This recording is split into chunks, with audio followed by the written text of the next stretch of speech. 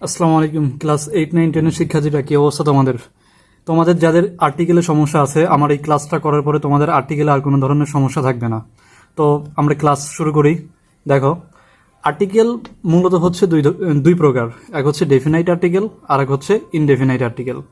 Definite article কি? Definite article হচ্ছে যেটা নির্দিষ্ট করে বোঝাই, আর ডেফিনাইট আর্টিকেল মূলত হচ্ছে দ্বারা হচ্ছে নির্দিষ্ট করে কোনো একটা জিনিস বা কোনো একটা বস্তু এটা নির্দেশ করে। আর ইনডেফিনাইট আর্টিকেল হচ্ছে এ এবং অ্যান। যেমন দেখো, ডেফিনাইট আর্টিকেলের উদাহরণ হচ্ছে গিভ মি দ্য বক্স। এখানে দেখো, দ্য বক্স মানে আমাকে বাক্সটি দাও বা আমাকে বক্সটি দাও, মানে নির্দিষ্ট করে বোঝাইয়া দিছে।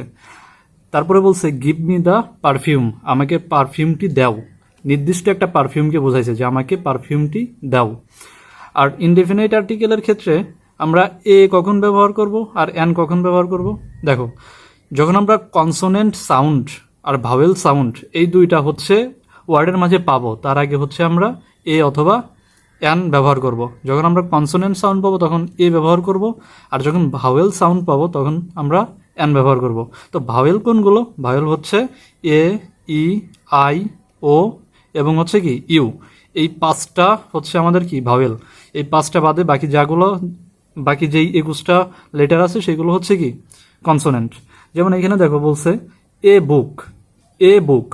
বি এর উচ্চারণ কি? বি একটা কি কনসোনেন্ট, এটার উচ্চারণও হইতেছে কি কনসোনেন্টের মতোই। তাহলে আমাদের বুকের আগে কি ব্যবহার করব আর্টিকেল হিসেবে? এ। বলছে কি এ টেবল। এখানে দেখো টেবল, এখানে আমাদের টেবল যেটা আছে সেটা কি? সেটা হচ্ছে আমাদের কনসোনেন্ট, শব্দ শুরুতে কনসোনেন্টের মতো উচ্চারণ হয়েছে, এই কারণে আমরা এ টেবল ইউজ করছি। এখানে দেখো অ্যান অ্যাপল, এ এর মতো উচ্চারণ হয়েছে। দেখো ভাওয়েল কোনগুলো? এ, ই, আই, ও, ইউ। এ, এখানে কি এটা এ এর মতো উচ্চারণ হয়েছে এ। এই কারণে আমরা যখন ভাওয়েল সাউন্ড উচ্চারণ হয়েছে প্রথমে শুরুতে, এই কারণে আমরা কি নিছি? অ্যান নিছি। এরপরে বলছে an egg, A E E egg. এটা আমাদের কি ভাওয়েলের মতো উচ্চারণ হয়েছে, এই কারণে আমরা কি নিছি? ভাওয়েল সাউন্ডের আগে কি বসাইতে হবে? অ্যান বসাইতে হবে, আমরা অ্যান ইউজ করছি। এরপরে দেখো, ইউ এর উচ্চারণ কনসোনেন্টের মতো হলে, যেমন এখানে কি আছে ইউনিভার্সিটি। এখন ইউনিভার্সিটি আমরা কি দেখো, ইউ কি একটা ভাওয়েল, তো ভাওয়েলের আগে সাধারণত মানে অ্যান বসাই, কিন্তু আমাদের ইউ এর উচ্চারণ দেখতে হবে কার মতো, ইউ এর সাউন্ড হয়েছে কার মতো, শব্দের শুরুতে কনসোনেন্টের মতো সাউন্ড হয়েছে নাকি ভাওয়েলের মতো সাউন্ড হয়েছে। যদি কনসোনেন্টের মতো সাউন্ড হয় তাহলে আমরা কি ইউজ করব? এ ইউজ করবো। আর যদি ভাওয়েলের মতো সাউন্ড হয় তাহলে আমরা অ্যান ইউজ করবো। দেখো এইখানে ইউনিভার্সিটি, ওয়াই এর মতো U, Y O U, university মানে শব্দের শুরুতে কি ওয়াই এর মতো সাউন্ড হইতেছে, এই কারণে আমরা কি এ ব্যবহার করছি। আবার এখানে দেখো ইউনিক, ওয়াই এর মতো উচ্চারণ হইতেছে, ওয়াই মানে শব্দের শুরুতে কনসোনেন্ট উচ্চারণ হইতেছে, এই কারণে আমরা ইউনিকের আগে কি ব্যবহার করব? এ ব্যবহার করব। আবার অনেকে এরকম মনে রাখে যে ইউ এর উচ্চারণ যদি ইউ এর মতো হয় তাহলে আমরা এ ব্যবহার করব। এরপরে দেখো, শব্দের শুরুতে কনসোনেন্ট থাকলে কিন্তু ভাওয়েল দিয়ে উচ্চারিত হলে, যেমন কি এখানে কি আছে অনার। এখানে দেখো শব্দের শুরুতে এইচ কনসোনেন্ট আছে, কিন্তু এইচ এর উচ্চারণ কি হইতেছে না, উচ্চারণ হইতেছে কার? ও, মানে ও একটা কি ভাওয়েল, তা ভাওয়েল সাউন্ড উচ্চারণ হইতেছে অনার, অনার। এই কারণে আমরা কি এইচ শুরুতে থাকা সত্ত্বেও আমরা এ ইউজ করবো না, আমরা ইউজ করবো কি অ্যান। এরপরে দেখো অ্যান অনেস্ট, এখানে এইচ এর উচ্চারণ কি হচ্ছে না, অনেস্ট, অনেস্ট, এই কারণে কি ইউজ করবো? An honest. আমরা এ এবং অ্যান এর আরো উদাহরণ দেখতে পারি। যেমন এখানে দেখো এ নাইফ, এখানে কনসোনেন্ট সাউন্ড উচ্চারিত হইতেছে, এই কারণে কি এ নাইফ ইউজ করছি। যেমন a man, A phone, A fan, এগুলো সব কি কনসোনেন্ট সাউন্ড প্রথমে উচ্চারণ হয়েছে, এই কারণে আমরা এ ইউজ করছি। এরপরে দেখো অ্যান এগ, এখানে কিন্তু এ, ই, আই, ও, ইউ ভাওয়েল সাউন্ডের মধ্যে কি ই, এগ, এগ ভাওয়েল সাউন্ড উচ্চারণ হয়েছে, এই কারণে আমরা কি নিছি? অ্যান নিছি। An elephant, elephant, A elephant vowel sound উচ্চারণ হইতেছে। অ্যান আওয়ার, এখানে এইচ এর উচ্চারণ কি হইতেছে না, একবারে সরাসরি কিসের উচ্চারণ হইতেছে? আওয়ার, আওয়ার ও এর উচ্চারণ হইতেছে, তাহলে আমাদের এখানে কি নিতে হবে? অ্যান নিতে হবে। আর্টিকেলের কয়েকটি গুরুত্বপূর্ণ নিয়ম মনে রাখতে হবে। যেমন আনকাউন্টেবল নাউন। আনকাউন্টেবল নাউন কোনগুলো? যেগুলো কি করা যায় না, গণনা করা যায় না, এর আগে আর্টিকেল ইউজ হয় না। যেমন কি গিভ মি এ রাইস, আমাকে একটি ভাত দাও, এটা কখনো হবে না। তারপরে কি গিভ মি এ ওয়াটার, আমাকে একটি পানি দাও, এটা কি হয় না। এই কারণে আনকাউন্টেবল নাউন যেগুলো গণনা করা যায় না, এগুলোর আগে আর্টিকেল ইউজ হবে না। এর পরিবর্তে আমরা কি ব্যবহার করব, সাম ব্যবহার করব। যেমন কি গিভ মি সাম রাইস, আমাকে কিছু ভাত দাও। তারপর কি গিভ মি সাম ওয়াটার, আমাকে কিছু পানি দাও।